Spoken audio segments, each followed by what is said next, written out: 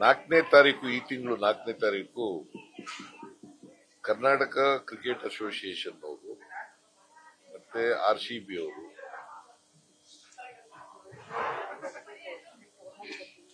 Cricket ಪ್ಲೇಯರ್ಸ್ಗೆ RCB ಪ್ಲೇಯರ್ಸ್ಗೆ ಒಂದು felicitation program ಇಟ್ಕೊಂಡಿದ್ದಾರೆ.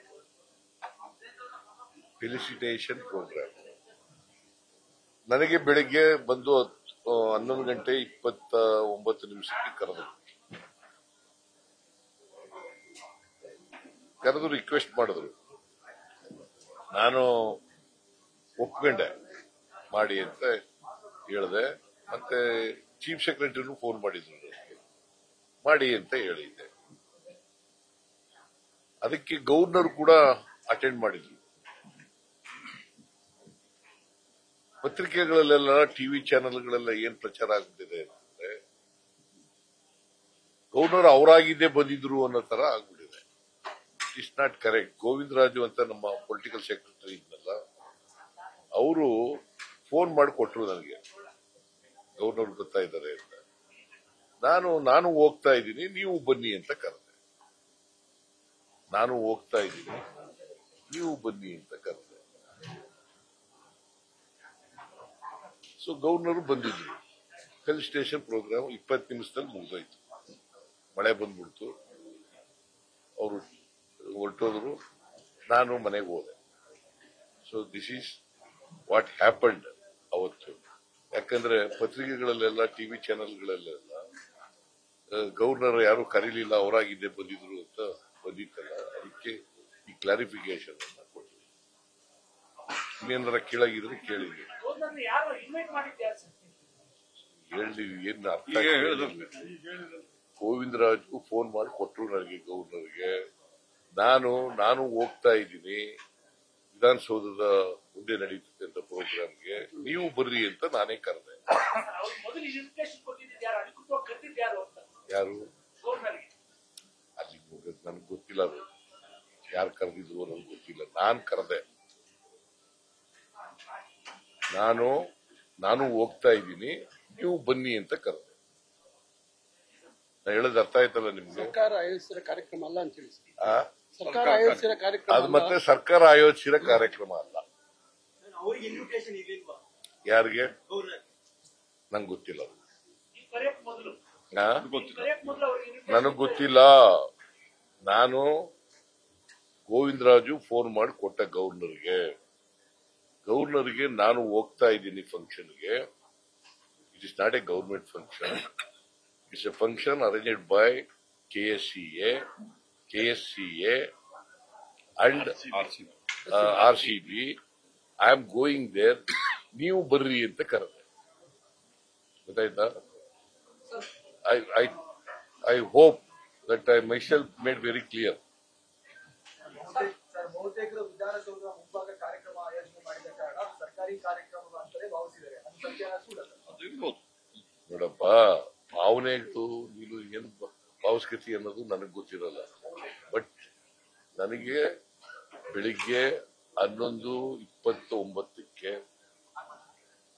ಶಂಕರ್ ಮತ್ತೆ ಜಯರಾಮ್ ಅವರಿಬ್ರು ಬಂದು ಕರೆದು, ಮತ್ತೆ RCB ಅವರು ಯಾರೋ ಗೊತ್ತಿಲ್ಲ ನನಗೆ, ಇವರಿಬ್ರು ಗೊತ್ತಿದ್ದವರು ಕರೆದ್ರು ನನಗೆ. ಅವರು ರಿಕ್ವೆಸ್ಟ್ ಮಾಡಿದ್ರು ಫಂಕ್ಷನ್ಗೆ ಅಟೆಂಡ್ ಮಾಡಿ ಸರ್ ಅಂತ. ನಾನು ಅಟೆಂಡ್ ಮಾಡಿ.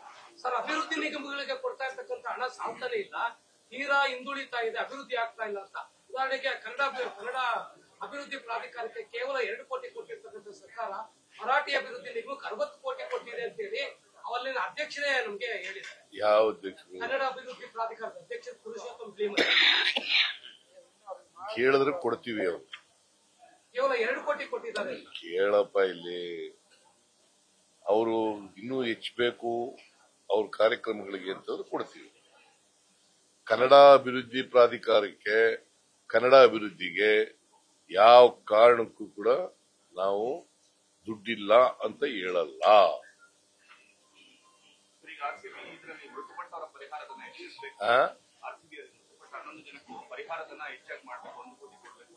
$25 ಲಕ್ಷ ಕೊಡ್ಬೇಕು ಅಂತ ಮಾಡಿದೀವಲ್ಲ, ಕೊಟ್ಟು ಆಗೋಯ್ತು ಅಂತ ಅನ್ಸುತ್ತೆ. ನೀವು ಕೊಟ್ಟಿದ್ದೀರಪ್ಪ, ಎಲ್ಲ ಕೊಟ್ಬಿಟ್ಟಿದೀವಿ 11 ಜನಕ್ಕೂ. ಕ್ಯಾಬಿನೆಟ್ ನಲ್ಲಿ ಚರ್ಚೆ ಮಾಡ್ತೀವಿ. ವಿಧಾನ ಪರಿಷತ್ ಸದಸ್ಯರ ನೇಮಕಾತಿ ನಾಮನಿರ್ದೇಶನ ವಿಚಾರದಲ್ಲಿ ಗೊಂದಲ ಯಾಕೆ? ಏನ್ ಗೊಂದಲ ಏನಿಲ್ವಲ್ಲ. ನಿಮ್ಗೆ ಯಾರು ಗೊಂದಲ ಅಂತ ಹೇಳಿದವರು? ಹೈಕಮಾಂಡ್ ಕಡೆ ಇದೆ ಅನ್ನೋ ಒಂದು ಮಾಹಿತಿ ಇದೆ ಸರ್. ಅಲ್ಲ, ನಿಮ್ ಜೊತೆ ಮಾಹಿತಿ ಅದು ಊಹಾಪೋಹ ಇರ್ಬೋದು. ನೋಡಪ್ಪ, ನಾವು ಇನ್ನೂ ಕೂಡ ಅದ್ರ ಬಗ್ಗೆ ಸ್ವಲ್ಪ ಇನ್ನೂ ಚರ್ಚೆ ಇದೆ ಅಂತಂದ್ಮೇಲೆ ಮುಂದಕ್ಕೆ ಹಾಕಿದ್ವಿ, ಹೋಲ್ಡ್ ಮಾಡಿದ್ದೀವಿ. ಸರ್, ಹೊಸ ಜಿಲ್ಲೆಗಳ ರಚನೆ ಯಾವಾಗುತ್ತೆ? ಬೆಳಗಾವಿ, ತುಮಕೂರು ಎಲ್ಲ ದೊಡ್ಡ ದೊಡ್ಡ ಜಿಲ್ಲೆಗಳು, ಇನ್ನು ಸರ್ಕಾರ ಏನು ಕೂಡ ಬೆಳಗಾಂನಲ್ಲಿ ಮಾತ್ರ ಡಿಮ್ಯಾಂಡ್ ಇರೋದು. ಅವರು ಆ ಜಿಲ್ಲೆ MLAಗಳನ್ನೆಲ್ಲ ಕರೆದ್ಬಿಟ್ಟು, ಸೋತಿರೋರ್ನ ಕರೆದ್ಬಿಟ್ಟು, MP ಗಳನ್ನ ಕರೆದ್ಬಿಟ್ಟು ಚರ್ಚೆ ಮಾಡಿ ಅವ್ರ ಜೊತೆನಲ್ಲಿ ಆಮೇಲೆ ಟಿಕೆಟ್. ಕ್ಯಾಬಿನೆಟ್ ಮಾಡೋದು ಈಗ 3 ಜಿಲ್ಲೆಗಳಲ್ಲಿ ಭಾರಿ ನಿರೀಕ್ಷೆ ಮೂಡಿದೆ. ಏನೋ ಕೊಡುಗೆ ಕೊಡ್ತಾರೆ, ಏನೋ ವಿಶೇಷ ಘೋಷಣೆ ಮಾಡ್ತಾರೆ ಅಂತ ಏನ್ ಮಾಡ್ಬೋದು? ಯಾರು ಜನ ಈ ಭಾಗ ಕ್ಯಾಬಿನೆಟ್ ಆ ತರದ ಚರ್ಚೆ ನಡೆದೇ ಇಲ್ಲ ಹೈಕಮಾಂಡ್ ಮುಂದೆ. ಕ್ಯಾಬಿನೆಟ್ 19 ಕ್ಯಾಬಿನೆಟ್ ಇದೆಯಲ್ಲ ಬೆಟ್ಟದಲ್ಲಿ 9 ಕ್ಯಾಬಿನೆಟ್ ನಡೀತು. ಅಲ್ಲಲ್ಲ, ಅದ್ರಲ್ಲಿ 3 ಜಿಲ್ಲೆಗಳ ಜನ ತುಂಬಾ ನಿರೀಕ್ಷೆ ಇಟ್ಕೊಂಡಿದ್ದಾರೆ. ಏನಾದ್ರು ಸಿಗುತ್ತಾ ಆ ನಿರೀಕ್ಷೆಗಳಿಗೆ? ಬೆಂಗಳೂರು ಡಿವಿಷನ್ ಅದು ಬರೀ ಚಿಕ್ಕಬಳ್ಳಾಪುರ ಕೋಲಾರಕ್ಕಲ್ಲ, ತುಮಕೂರು ಈ ಬೆಂಗಳೂರು ಡಿವಿಷನ್ಗೆ ನಡೀತಕ್ಕಂಥ ಕ್ಯಾಬಿನೆಟ್. ಯಾಕಂದ್ರೆ ನಾವು ಈಗಾಗಲೇ ಗುಲ್ಬರ್ಗ ಡಿವಿಷನ್ ಕ್ಯಾಬಿನೆಟ್ ಮಾಡಿದ್ದೀವಿ, ಮೈಸೂರು ಡಿವಿಷನ್ ಕ್ಯಾಬಿನೆಟ್ ಮಾಡಿದ್ದೀವಿ, ಬೆಂಗಳೂರ್ದು ಮಾಡ್ತಾ ಇದೀವಿ. ಇಲ್ಲಿ 19ನೇ ತಾರೀಕಿಗೆ ಇಲ್ಲಿ ನಂದಿ ಬೆಟ್ಟದಲ್ಲಿ ಮಾಡ್ತಾ ಇದ್ದೀವಿ. ಅಲ್ಲಿ ಯಾವ್ಯಾವ ಸಬ್ಜೆಕ್ಟ್ಗಳು ಬರ್ತವೆ ಆ ಸಬ್ಜೆಕ್ಟ್ಗಳ ಬಗ್ಗೆ ಚರ್ಚೆ ಮಾಡಿ ತೀರ್ಮಾನ ಕ್ಯಾಬಿನೆಟ್ ಅಲ್ಲಿ ಚರ್ಚೆ ಮಾಡಿ. ಅದು ಇವರು ಈಗ ಪ್ರಸ್ತಾಪ ಮಾಡಿದ್ದಾರೆ. ಆಂಧ್ರದಲ್ಲಿ 4 ರೂಪಾಯಿ ಕೊಡ್ತಾರೆ 1 kgಗೆ ತೋತಾಪುರಿ ಮಾವಿನಹಣ್ಣು ಕಾಯಿಗೆ. ಇಲ್ಲೂ ಕೊಡಿ ಅಂತ ಪ್ರಸ್ತಾಪ ಮಾಡಿದ್ದಾರೆ. You place it before the cabinet and the cabinet will decide and take a decision. Patel ಮಳೆ ಬರಂಗಿದೆ. ಬಂದಿಲ್ಲ ಅಂತ ಹೇಳಿದ್ನಲ್ಲಯ್ಯ, ಆ ಬಗ್ಗೆ ಚರ್ಚೆನೇ ಆಗಿಲ್ಲ. Thank you sir. News first ನಿರ್ಭೀತಿಯಿಂದ ನಿಮ್ಮ ಪರವಾಗಿ.